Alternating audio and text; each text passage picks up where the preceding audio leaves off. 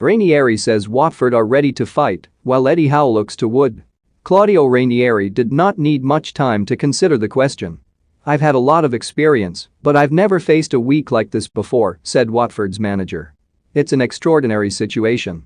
The 70-year-old had just been asked whether he had been involved in a run of 3 games in 7 days more pivotal than his latest team's assignments at fellow relegation strugglers Newcastle on Saturday, Burnley on Tuesday, and at home to Norwich next Friday.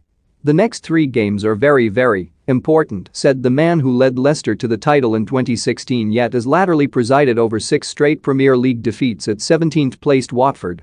"But we are ready for the fight.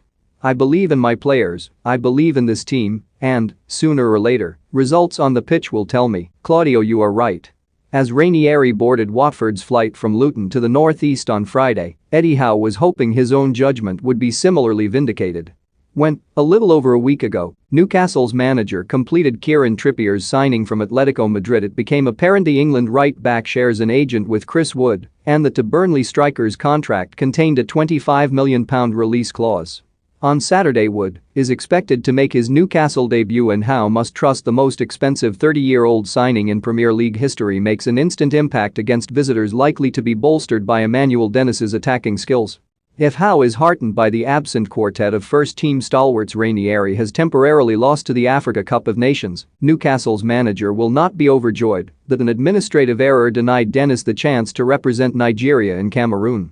Instead, Watford's £3.6 million, 24-year-old signing from Club Brugge last summer is expected to pass a fitness test en route to St James Park, where Dennis hopes to add to his 8 league goals in 17 club appearances this season. Given that Wood managed only 3 in 18 league games before departing Burnley, the sense that Newcastle have overpaid, if not panic purchased, seems heightened. But that £25 million fee could seem a bargain if Howe's team leapfrog opponents 2 points and 2 places above them. With Newcastle having won only once all season, against Burnley, and been knocked out of the FA Cup by League One Cambridge last weekend, it remains a big if. Yet for all Ranieri's characteristic 100-watt optimism, not to mention the prospective return of the recently sidelined Ben Foster in goal, Watford are hardly in top form either. The Italians' less than impressive record of 2 wins and 10 defeats since succeeding Xisco Munoz meant it came as no surprise when the 15th manager at Vicarage Road in the past 10 years was asked this week whether he feared the sack. Far from taking offense, Ranieri smiled beatifically at the journalist interrogating him over Zoom. "The club believe in me, don't worry, I have had assurances," said a man without a victory since the 4-1 deconstruction of Manchester United in late November.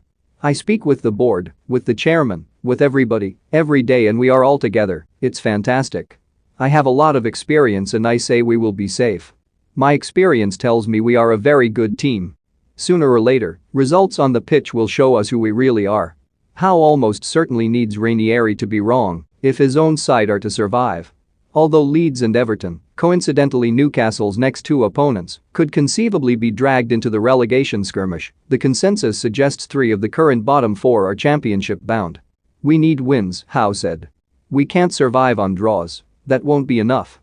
Much on Saturday could hinge on not only the performance of Watford's former Newcastle midfielder Moussa Sissoko, still a divisive figure on Tyneside, but the potential impact of Watford's trio of bargain January signings, Houssem Kamara, Samir, and Edo Kayem, a left-back, centre-half and defensive midfielder, acquired from Nice, Udinese and Eupen respectively.